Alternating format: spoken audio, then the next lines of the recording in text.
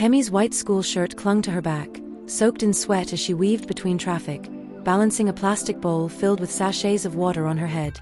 Every day after school, while her classmates went home to rest or revise, she hustled in the chaotic streets of Lagos. She shouted pure water, cold pure water, as horns blared around her and impatient drivers yelled. Her fingers were calloused, and her shoes were torn, but her spirit remained unbroken. She had a goal: save enough money to buy textbooks, maybe even pay for her WAC herself. The world didn't hand her comfort, so she carved strength from struggle.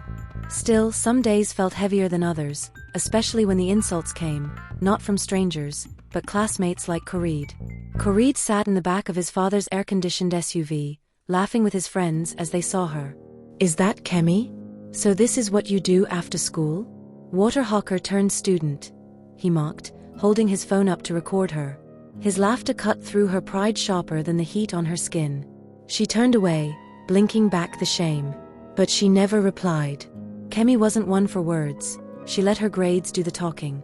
She was the top of her class, while Khalid barely made average. What neither of them knew was that destiny had plans. Soon their worlds would collide, not in the street, but in a school competition where their talents, egos, and hearts would be tested beyond what either expected. The school's dusty notice board was crowded with eager students pushing to see their names. The annual inter-school innovation competition was coming up, and this year, participants were to be grouped into random pairs. Kemi barely glanced at the board until she spotted her name. Her heart froze. Kemi Salami, Group B. Partner, Khalid Adeyemi. She blinked again. No mistake. The same Khalid who mocked. What kind of rubbish pairing is this? Khalid's voice rose behind her. He shoved his way to the front and scoffed. You mean I'm stuck with the water hawker? Kemi didn't respond. She simply adjusted her bag and walked away, her pride intact. But inside, her stomach turned. How could she work with someone who thought her life was a joke? Still, she wasn't about to let anyone ruin her shot at winning. She had ideas, brilliant ones. If Khalid could get past his arrogance, maybe, just maybe, they had a chance. Their first group meeting was a disaster. Khalid showed up late, smelling like expensive perfume and arrogance. He tossed his designer backpack onto the table and leaned back. So, what's the idea? Let's just pick something basic and finish quickly. I don't want to waste time. Kemi looked up from her notes slowly. I already wrote a proposal for a solar-powered water purifier. It's simple, affordable, and can help people in rural communities. Khalid laughed. Water again? You're obsessed. But when their teacher walked by and read the concept, she raised her brow in surprise. This is brilliant, Kemi. Khalid, I hope you're ready to support your partner. That moment stung him. The girl he looked down on had ideas smarter than his. Something in him shifted slightly. He didn't say a word, but that night, Khalid Googled solar water systems for the first time in his life. Kemi decided it was time Khalid saw her world. The next afternoon, instead of heading home, she handed him a black nylon bag and said, "Help me sell today." He looked horrified. "In this sun?" he asked, already sweating. "Exactly," she replied. "Let's see how easy it is." As they stepped into the bustling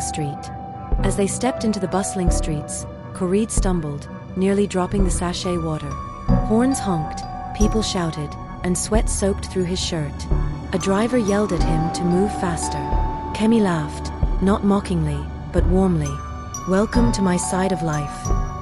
By the time they sold out, Khalid's hands were blistered. He sat on the pavement, panting. "You do this, every day?" Kemi nodded.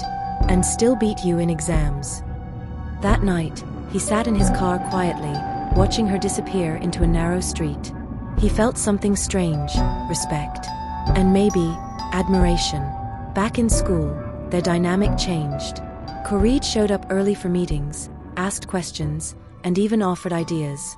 Together, they refined Kemi's project, adding a digital tracking system to monitor water purity levels. Their synergy became evident, and students began whispering, how did two opposites suddenly become a team? One afternoon, after hours of brainstorming, Khalid asked, "What do you really want in life, Kemi?" She paused. "I want to be a civil engineer. I want to build systems that give people clean water, without struggling like I did. He nodded. I used to think money was everything. But now. She looked at him. Now what? He hesitated. Now I think value comes from what you give, not what you wear. Kemi smiled. The boy who once mocked her was growing, and so was something unspoken between them. 2 days before the competition, disaster struck. Khalid's father found out he was roaming the streets with a hawker girl, and forbade him from seeing Kemi. She's beneath you, he snapped. You'll embarrass our family name. Khalid was torn. He tried explaining that it wasn't about love, it was about respect. About growth. But his father wouldn't listen. The next day, he didn't show up at school. Kemi waited. And waited. She went home alone, heart heavy, wondering if he had abandoned the project, and her.